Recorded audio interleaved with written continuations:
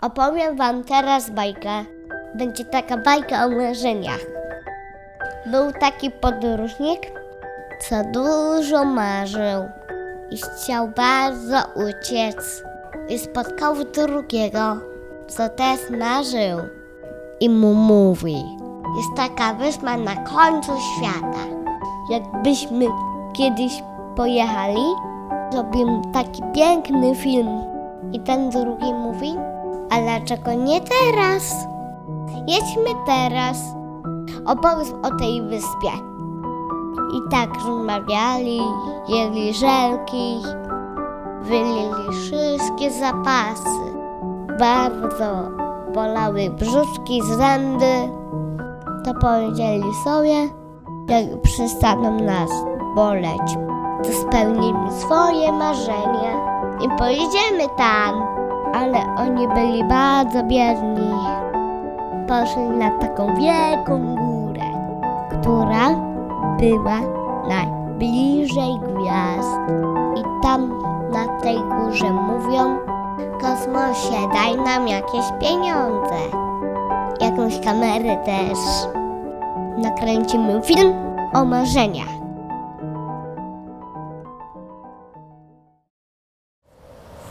Ała.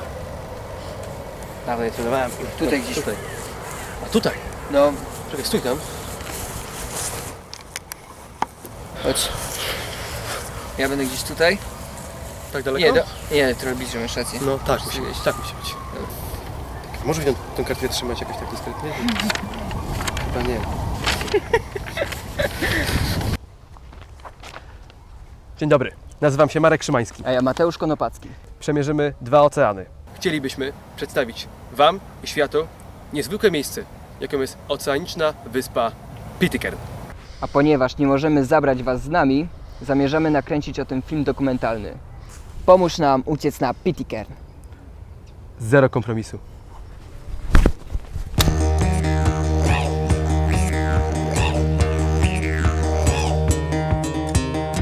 Od kiedy rozpoczęliśmy naszą akcję, minęły 2 tygodnie.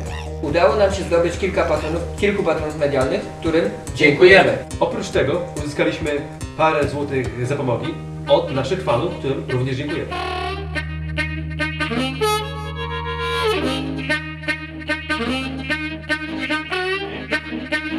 Starania się o dofinansowanie i nagłaśnienie naszego projektu rozpoczęliśmy od dnia 10 lipca tego roku.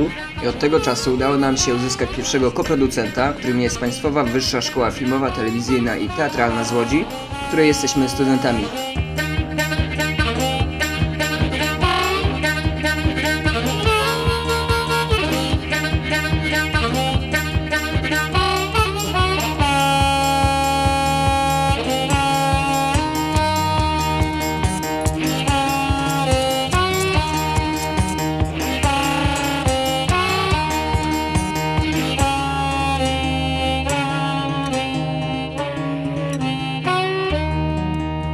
Naszym pierwszym sponsorem jest firma Matbet. Jedyna betonowa marka na końcu świata.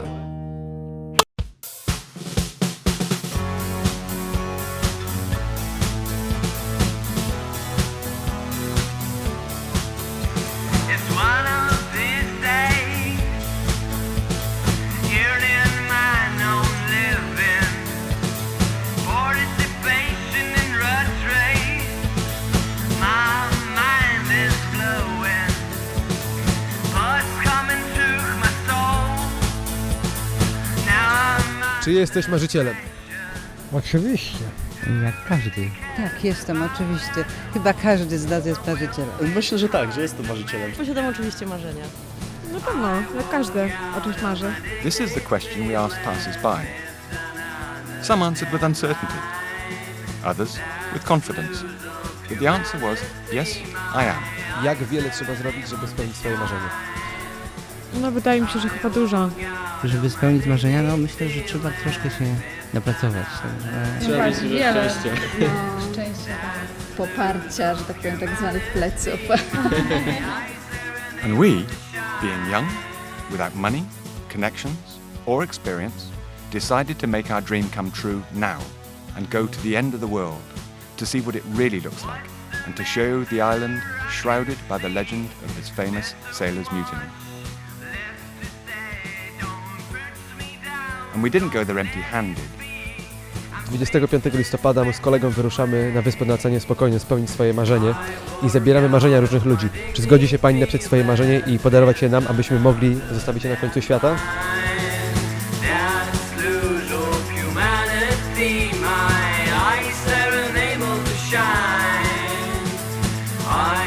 We took your dreams, hidden in a bottle.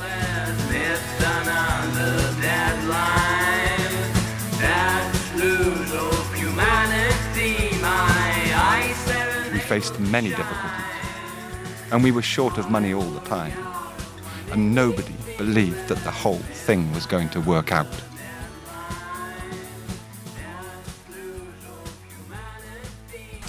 After 4 days and almost 20,000 kilometers, we are in the Rikitea. This is the island in the Pacific Ocean, and this is our last stop before Pitcairn.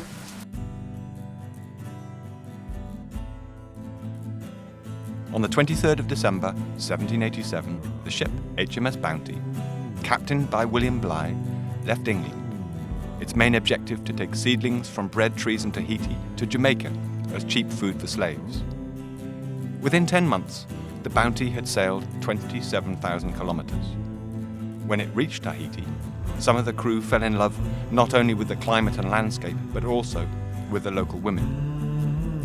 And one romantic story turned out to be of huge importance. True love brought together the sailor Fletcher Christian with the islander Miamiti. On the 4th of April 1789, the crew was supposed to begin the return trip to England. Disliking Captain Bligh's regime and bound to his new love, Fletcher Christian led a mutiny in which he and his men took over the ship. Christian and the remaining Bounty crew returned to Tahiti. But they didn't stay, fearing pursuit by Royal Marines. Instead, they kidnapped 8 women and 12 men and set off for the middle of the Pacific. In this way, the Bounty came across the island of Pitcairn, first discovered in 1767. Now, a cartographic mistake meant that Pitcairn was situated 200 miles away from its real location on Royal Marine maps. So it was an ideal shelter for the mutineers. On the 23rd of January, 1790, the crew broke decisively with the past by burning HMS Bounty. Over the following 3 years, the island became a place of carnage, of rape and other atrocities, and of heavy drinking. The one to survive was John Adams, with 10 women and 23 children.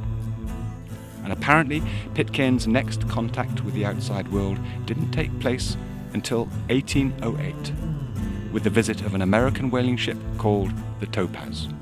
Where is the end of the world? Pitcairn.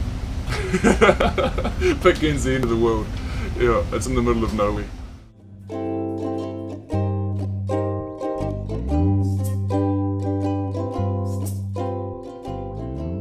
We got to Pitcairn on the ship named Claymore 2, which can hold only 12 people. The list of passengers is strictly controlled by the Pitcairn government, and the ship itself sails just 4 times a year.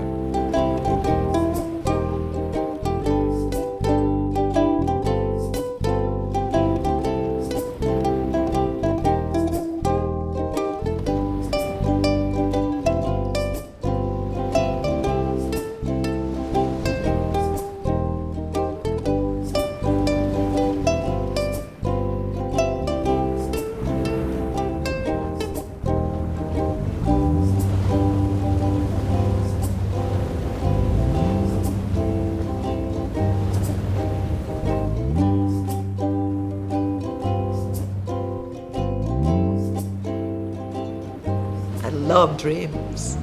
Dreams is the way to also to push the way how you believe to get something. Like, I believe that I want to go around the world. It only depends on the way how you think, how you are, your mentality, the way how you positive in your life. If you are very positive, you stay positive in your life, and everything's come out easily.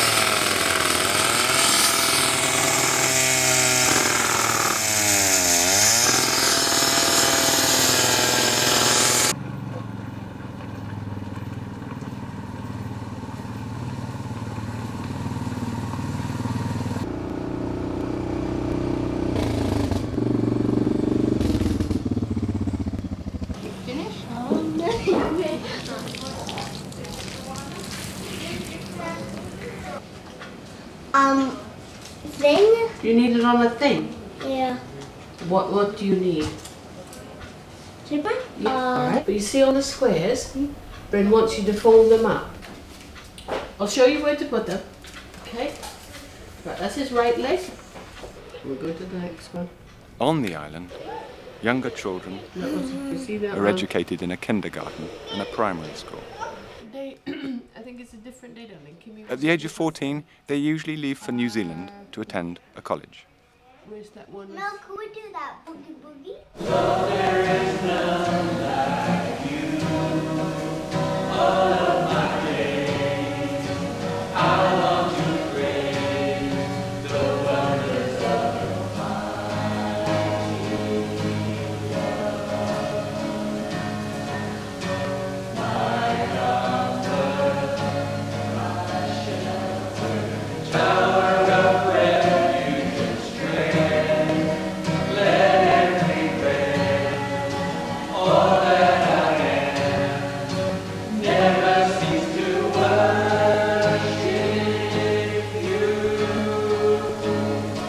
The Church of Seventh-day Adventists is not so important for the spiritual life of Pitcairn Islanders. An additional obstacle may be the fact that the current missionary, Jean-Claude, doesn't know English. The services and masses have to be interpreted by his wife, Esperance. The God of heaven has given you dominion, La puissance, la force et la gloire. power and might and glory. One day with the Christian scape and one with the It's $1.50 with Ray Clark? Oh, that one, yeah. And that's $1.50. These postcards will travel 20,000 kilometers like us. And these postcards will get to these people in March or something.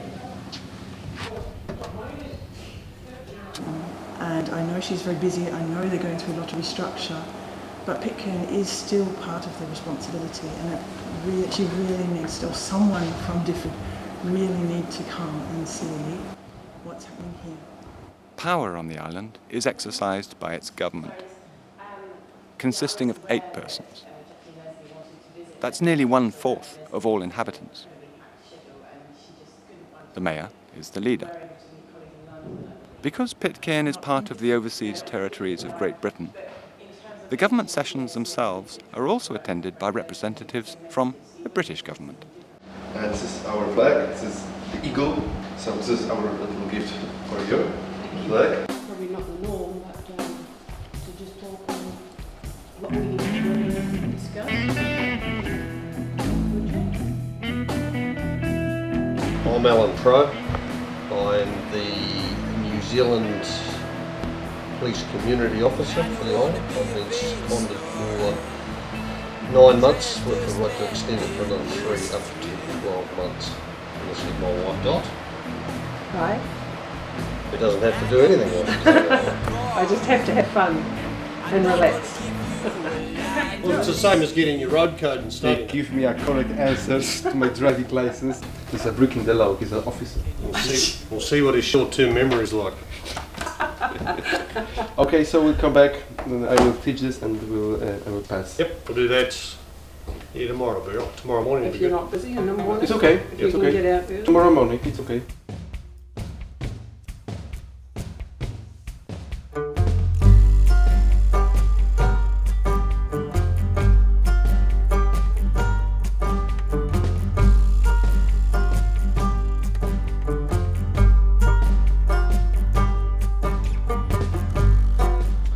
As you can see, on the Pitcairn Island, we have very big spiders. It's so big. Yeah.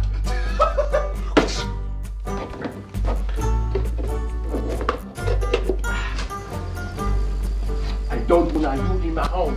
Do you understand? Don't never come back. Whoa, he's very fast.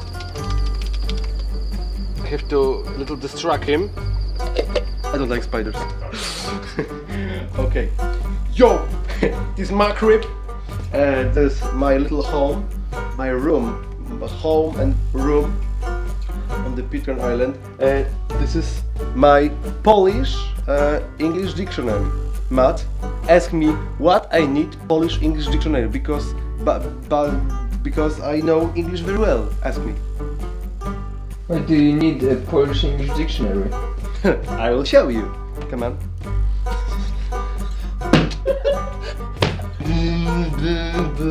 It's very annoying. I miss your mom. Oh, of course. Mommy, I love you. That's all.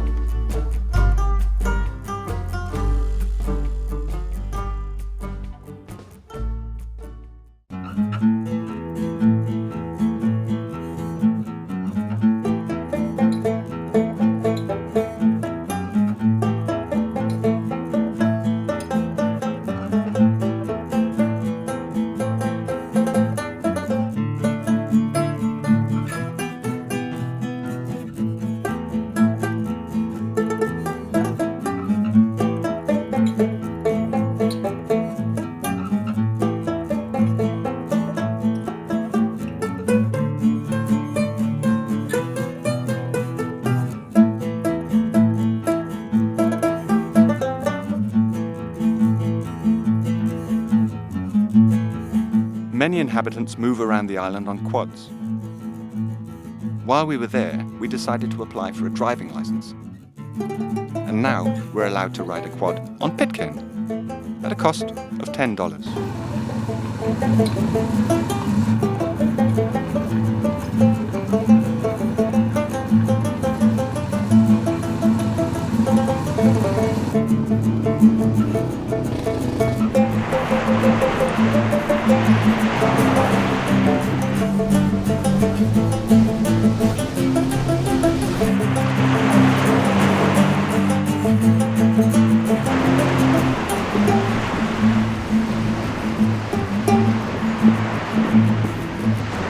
My job description is community police officer, so virtually I make myself available, go around, talk to everyone. I can foresee me for the next 12 months not having to even speak to anyone, certainly, because you're looking at a community of 50, just under 50 people who are so reliant on each other. They can't afford to injure each other, they can't afford to have disputes. They're so close-knit, they all rely on each other to survive on this island. So I can't see any raucous parties going out of control or anyone assaulting each other because they don't want to hurt each other because they're so reliant on getting through life.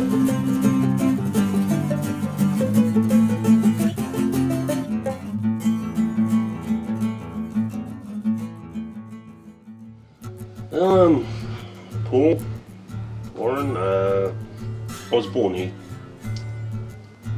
raised in New Zealand, had my family, my children in New Zealand, and then got an opportunity to come back here.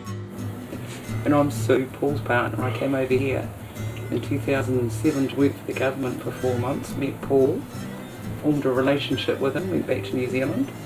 I was only back in New Zealand for 6 months where I sold everything up, resigned from my career and came back here to live with him in 2008. I'm Brenda Christian. I was born on Pitcairn Island. I'm almost 60. I had most of my young life here, and then I've been to New Zealand a few times, but then once I came back, grew up, I moved to England, and then we came back to Pitcairn Island. So that's a quick brief of me for a start.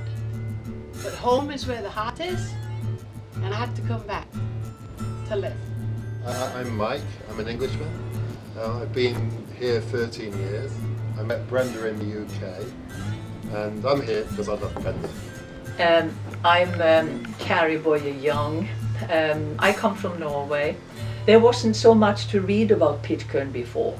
There was no internet. So I didn't know very much. I only knew it was isolated and that the descendants of the mutineers lived here.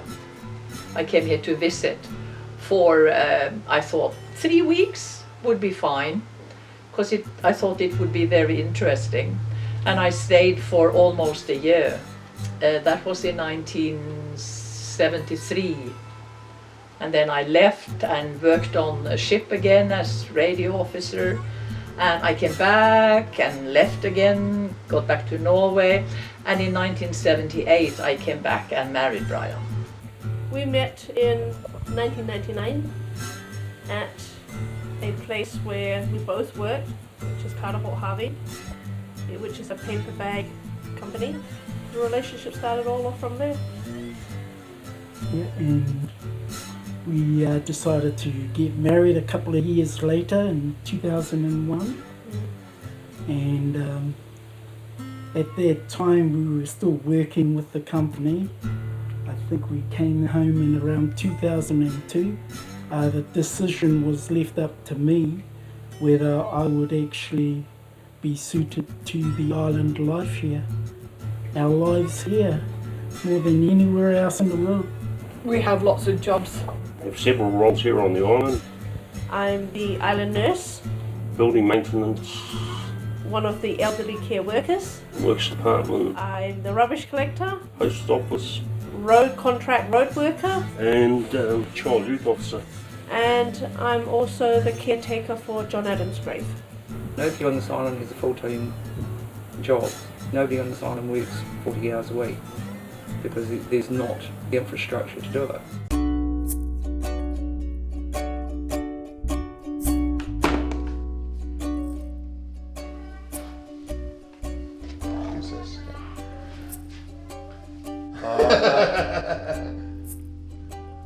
Oh, this is one which I'm working on. This is my secret weapon, and not many people know that, right? But you try that. Okay.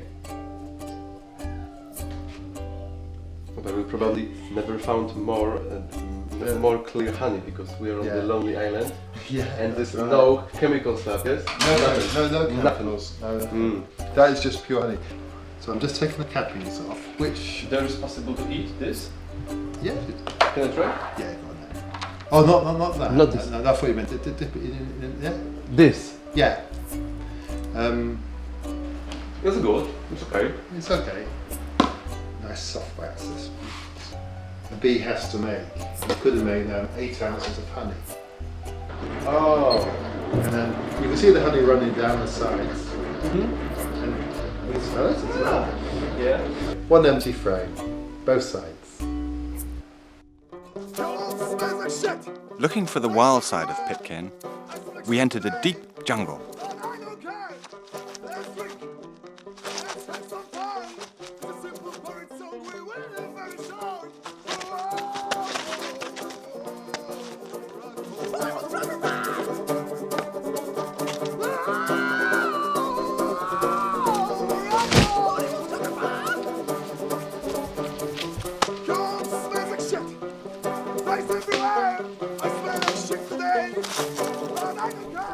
There were no tigers to devour us or boa constrictors to suffocate us, but we did have a chance to see that the island is also inhabited by 7 species of crabs, 2 species of birds, goats and, well, Mr. T, the turtle brought to Pitcairn from Galapagos some 80 years ago.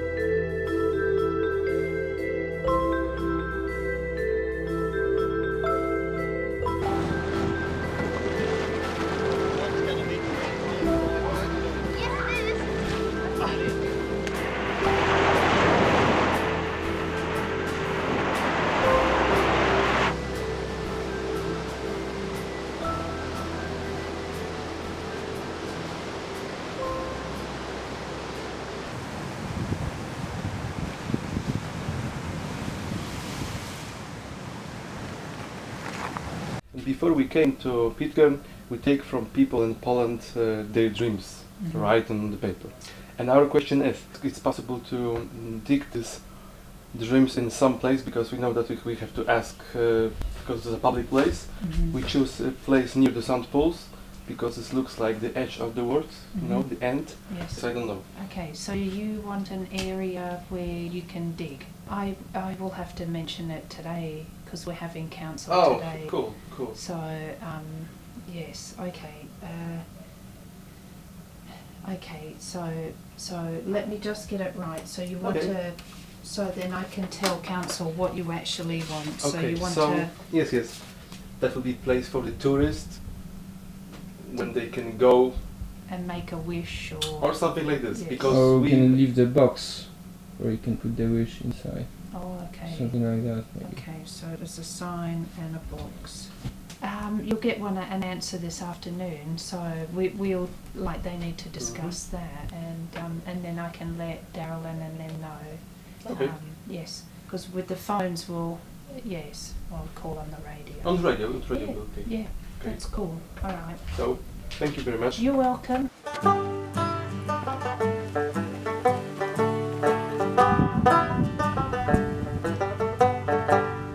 Many years ago, Osborne and Sticky Alice Wolf. There we go with Havoc on a wolf. Everyone could get something on the high, get squeaking on the skunk. Even Pines and go her down, he chooses through the youngers. I'm a freaky joker, ready to scare you. Ladies like a pocket, play the games your hands. I'm a freaky joker, ready to scare you. We'd made our dream come true, but we didn't forget about the dreams we brought with us. We decided to bury them right there on the island, 20,000 kilometers from Poland. We believe the owners of these dreams will stay faithful to what they long for, and that our symbolic gesture will help them remember everything is possible.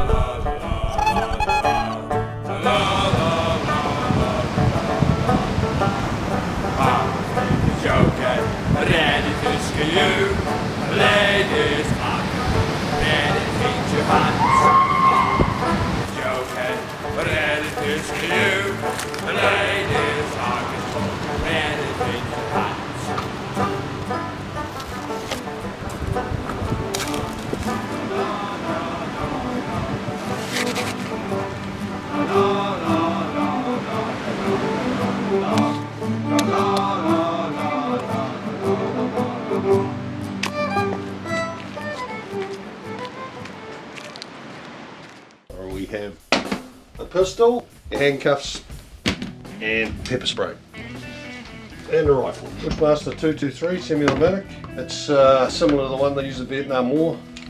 If you want, you can try some shoot and some. I have to do my firearms license first. Got to sit one with Brenda, so I can use a firearm here. If someone will stole your gun, it's possible that you can go to all homes and search it. If I knew who had it, yeah. You'd still have to have good cause to suspect that you had it in your house, and I'd have to prove it to the courts to get a warrant. So you can go. You can't. No, you go just can't go kicking in doors. There it is, unfinished. So what is? This is the cell. Couple years, anybody would have to put in the cell? No, this is. I've only just started building this. This has only been built in the last 8 or 9 months.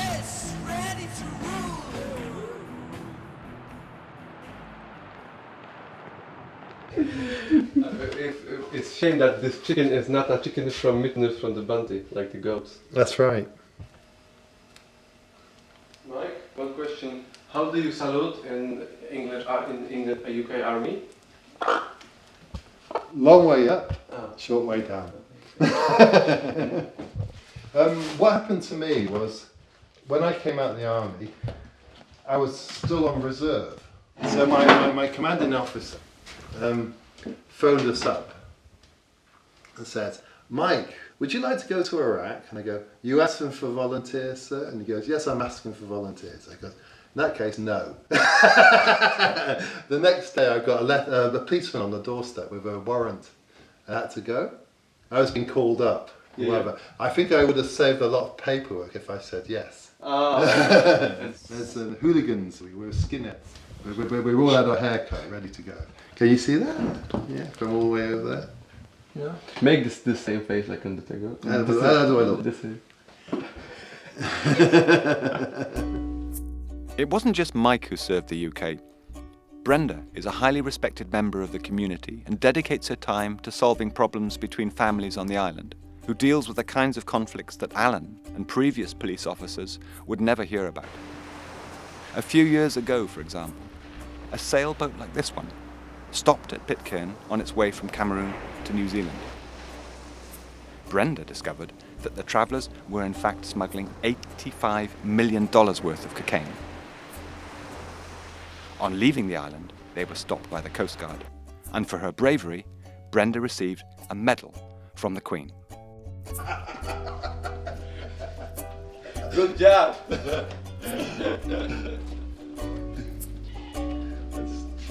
Matt, can we repeat this behind the camera? Because Matt, come on, this is cool.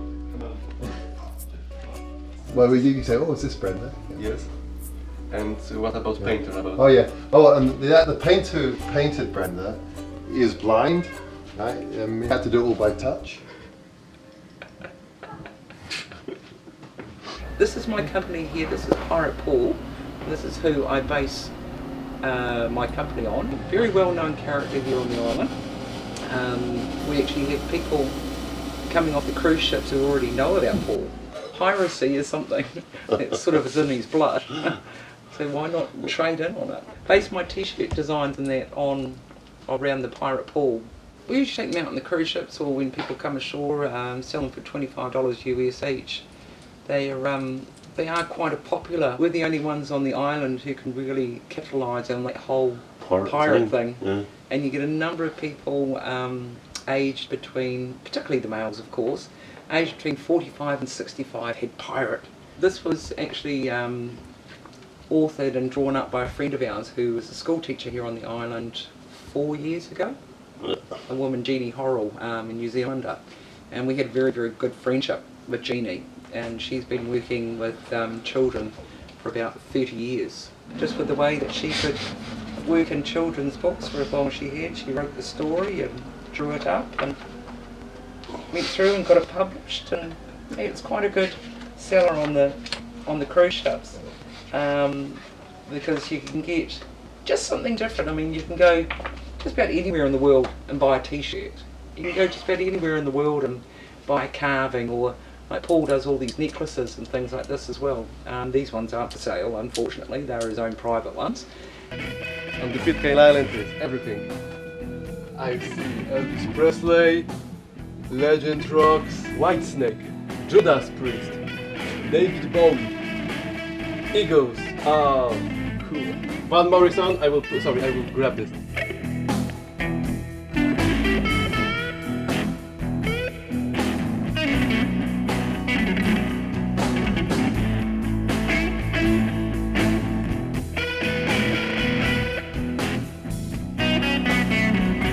I don't expect jackass in the end of the world. I'm sorry. Straight down. Straight? Yeah, straight down this. To the bathroom, yes? Or this is our bar. Oh, thank you. With the first Polish guys who will drink from the Pirate Paul's whale too, yes? Yes? Oh, it's just a little tradition that was started up here. What the hell, what is this? Fire water. Oh my god. You will laugh if we... Na zdrowie. Okay, na zdrowie.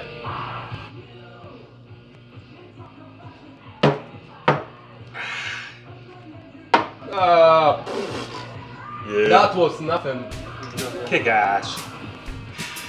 Mother's milk. You give it to me? Cheers to Poland.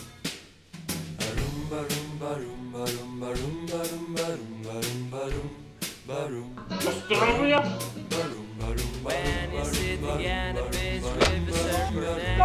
Come on! Oh! Yeah! Oh shit!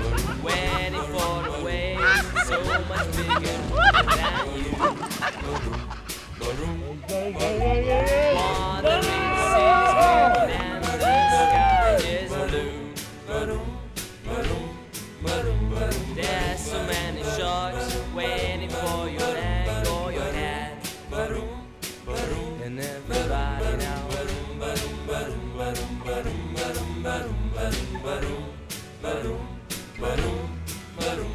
I wanna be a rock star, but now I'm only surfing boy.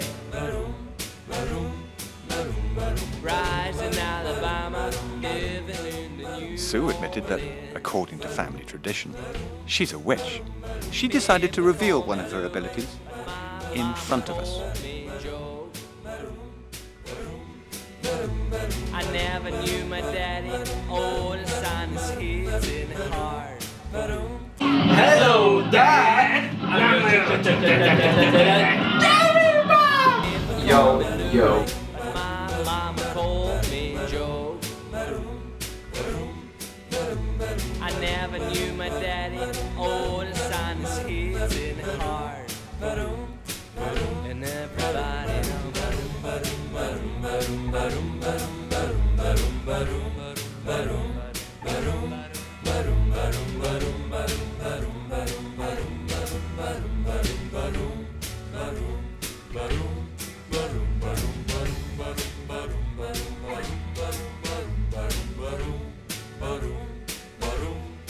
Do it be a part and even. Why can I bungee jump? No, this one. Well, maybe you got 9 days. How can I prove you that You got 9 days. Pirate Paul will always generously ply visitors to the island with alcohol, as he did us. But when he was driving us to Darylyn's home, he demanded money for what we'd drunk together, because that's his old trick. So she told him to go to hell. Now you should think about this if he invites you to drink a toast from his famous whale tooth.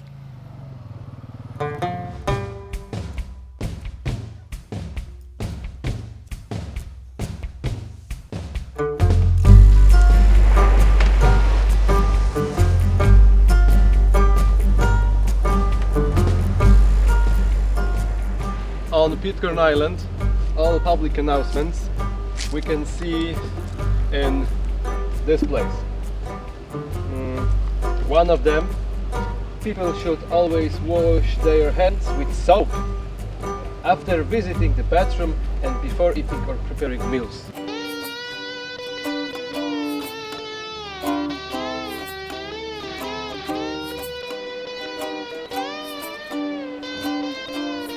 I'm Darylyn Griffiths. I am the enrolled nurse for Pitcairn Island here at the health centre. At the moment you are here in the waiting room. Let's go through to the dental room. We have a dentist on island, but at the moment he hasn't been doing dental work. He has carpal tunnel syndrome and they have operated on his hand, so he hasn't had that full function back yet. But in future he will come back. But if you need a dentist in the meantime, the doctor will do his best to help the patient out. 2-bed ward, so if we ever need anybody to stay in the clinic, we have the facilities to help them out. An ECG machine, so if you need to monitor someone's heart, we have that. We have oxygen. We'll keep someone alive for a while.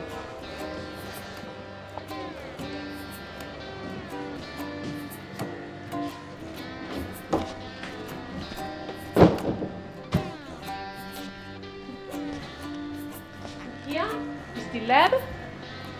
So a sterilizing machine. This is the treatment room where the doctor looks at our patients. That's our doctor, Dr. Peter Cullen. It's opened for 3 hours in one day, and they are only open 3 days a week, Sundays, Tuesdays and Thursdays, from 9 a.m. to 12 p.m. But the doctor is on call 24/7. They listen to our doctor because they are 1,000 miles away from the nearest hospital. We've got curry chicken and boiled rice, lamb, potatoes and onions, boiled, salad, chips, fritters, mashed potatoes, and chips and dip. Lord bless the food for Jesus' sake, amen. Amen. I noticed that one of the I'm just doing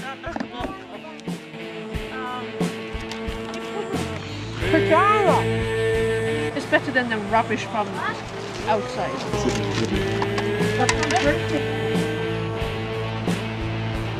That one probably mine.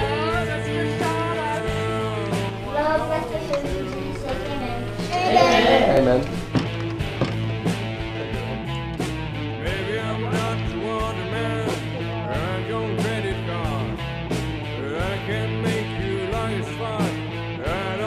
Making pizza. I'm cutting up the bacon.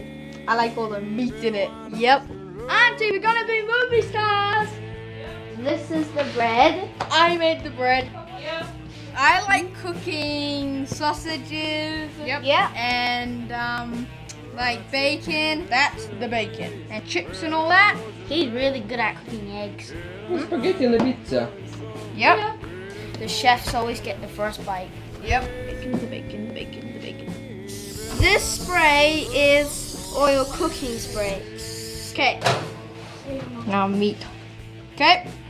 Now comes the last ingredient, the cheese. We just like to cook for fun, really. Well, her pizza's not going to cook because her oven's not turned on. Huh?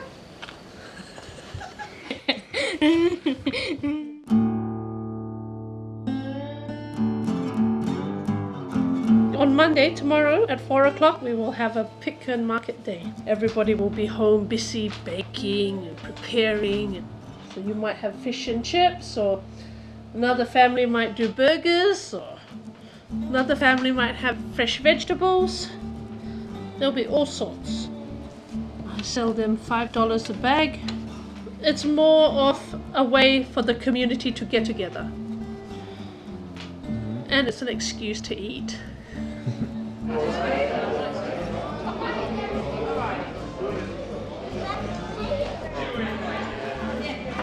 People used to visit each other every night, and sometimes in the daytime too.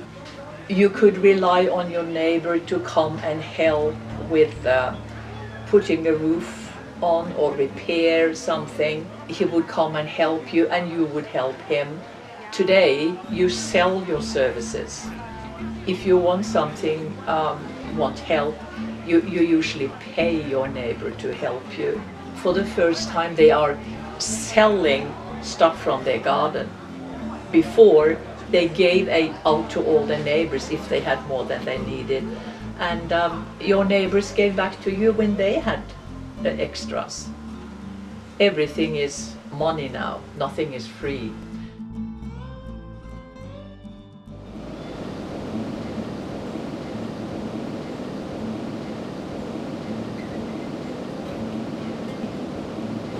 When I was a kid growing up here, the population was around 180 people. And then there were a lot of young people in their 20s and 30s, and then teenagers and school children. So it was a big, thriving. When I first came, there were almost 80 people. Now it's 45, 46. People had time for fun. There were lots of sports days. Cricket was a very popular game. The women would do a lot of cooking the day before, and the guys would go out and level a pitch. It was an all-day thing. It was a lot of fun. People used to visit each other every night, and sometimes in the daytime too. Bring their work along, their carvings, sanding, making baskets, sit and talk together, because there was no TV to watch. Nowadays, with so few people, everybody's so busy all the time. We used to have lots of gatherings together where people would just play and sing. It was great. I guess we didn't seem to need so much money back then because there was no electricity, There was no motorized transportation. Everything was hard work. In the 1960s and 70s, young people started moving to New Zealand to see what the outside world was like. And unfortunately, most of them never came back. Yeah, we're down to the lowest the population has ever been since the mutineers first came here. And it's expensive living here now. We have all the costs of internet and telephone. We have the cost of power. We have the high costs of food being brought in and freight, you know, on everything that comes into the island. Because of the higher cost of living, people have to work longer hours to try and earn enough money to pay all the bills.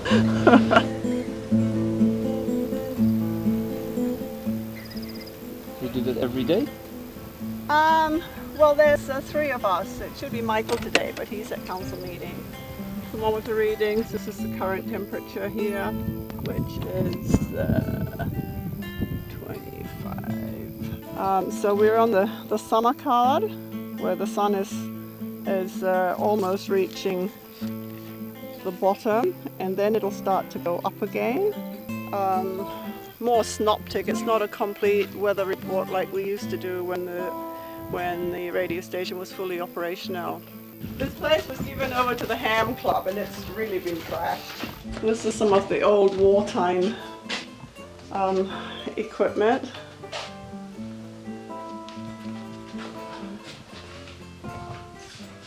Which was replaced with this Marconi transceiver. Then in 1963, we upgraded to the Redifon. One for MF for shipping and one for HF for high frequency. Also shipping on high frequency and for overseas. This barometer is, I don't think you see anything like this anymore these days.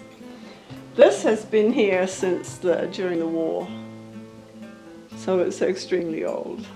Oh, you still use it? Yes. Tom was able to contact doctors by ham radio or put the nurse through to doctors for advice on medical cases. So it was a very important service that helped to save quite a number of lives, including my own. So I'm very grateful for that. You're not going to be able to leave the island on Pitcairn Castle. It's over. It's not going to get here until about the 10th of January, which means that you are not going to be able to get to Mangareva to meet your flights on the 12th. Is it snowing in Poland? Yeah. Well, hey, this is a place where dreams come true.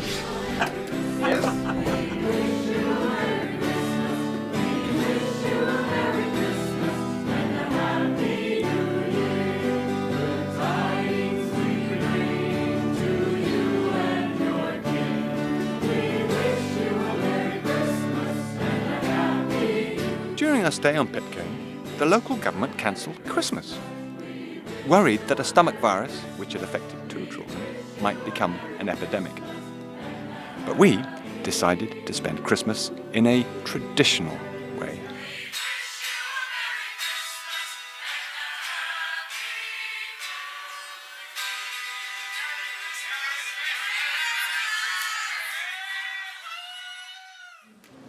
We are in the center of the Adamstown, the only city on Pitcairn Island, and now it's 12 o'clock and the streets of Adamstown are empty.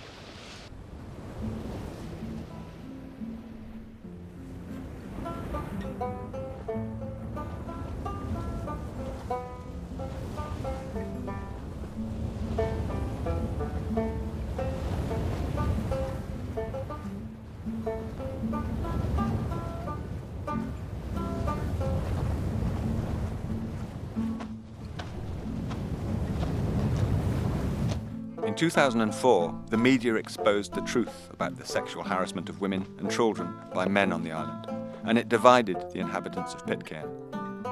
Both victims and accused were put through hell by UK government jurisdiction that's been keeping order until now.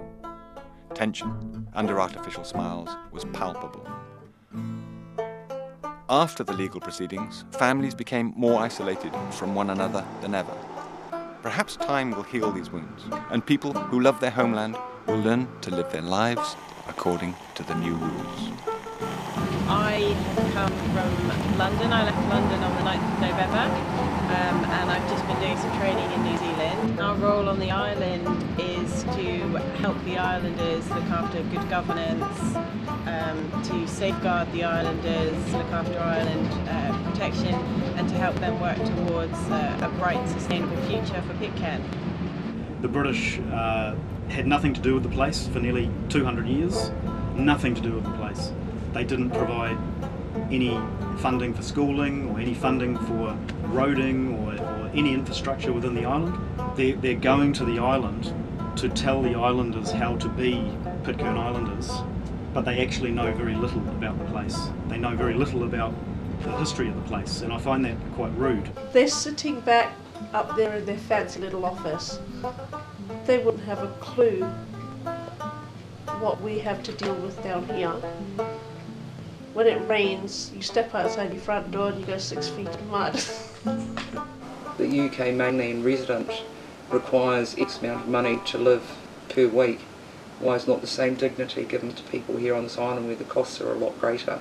Do you have something to say to Queen Elizabeth?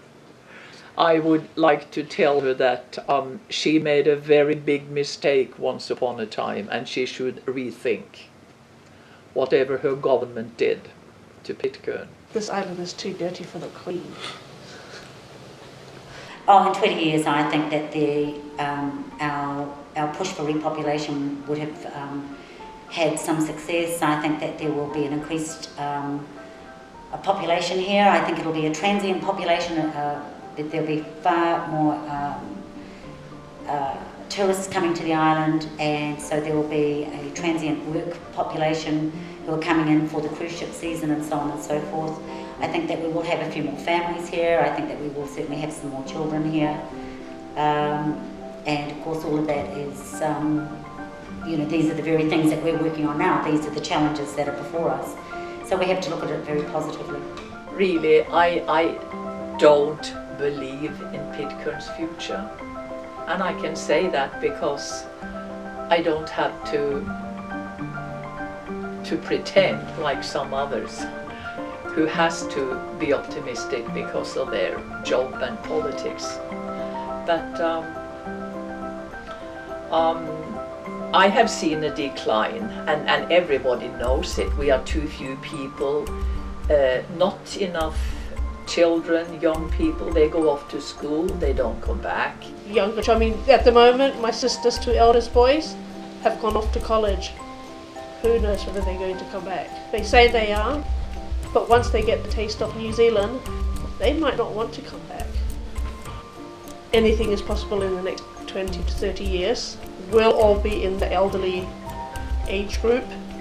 We have a very aging population here on Pitcairn. The problem's going to be, as Paul and I age, there's not going to be new blood. Yeah, it's not going to be new blood coming through. There's not going to be as many people to really do the work required here on the island. So it could become quite difficult living. Tom, my husband's dream has always been to see the first plane land on Pitcairn. All his life he wanted to see an airstrip built here. And unless the government try and encourage people to come here, we will die. Pitcairn will go down. I can't see Pitcairn disappearing altogether. Something will happen. It's got to happen.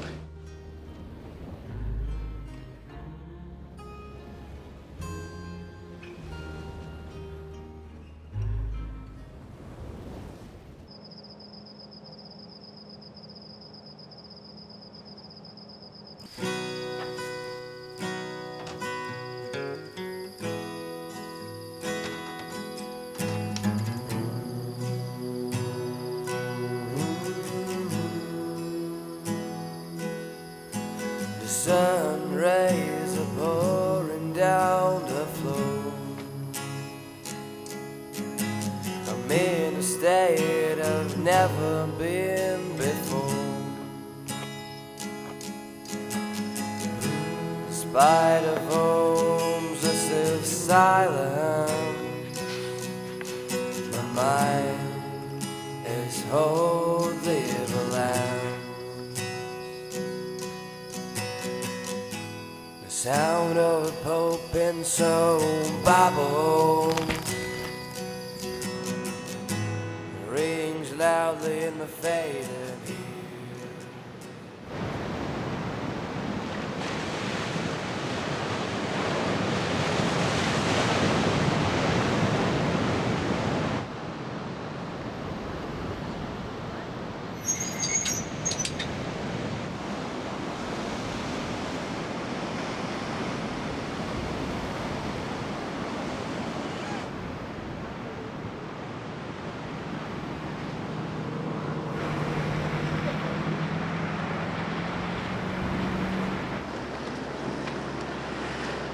So Matt, I just need to tell you that you aren't leaving tomorrow, you're actually leaving today.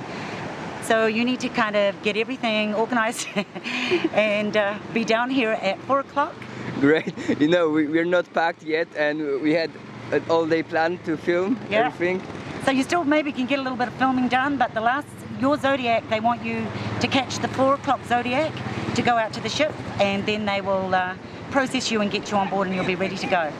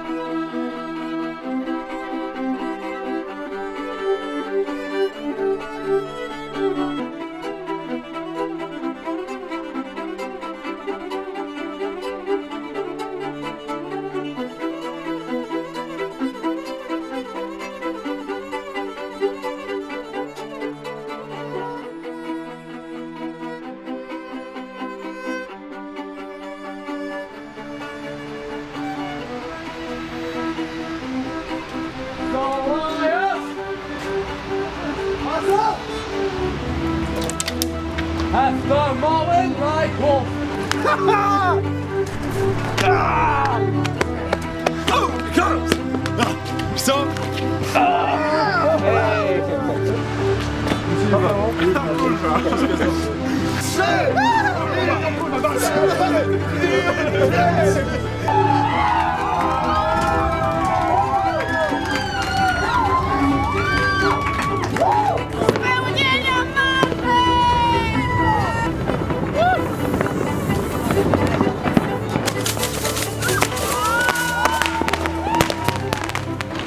Jeśli to będzie w filmie, to się zabije oczywiście.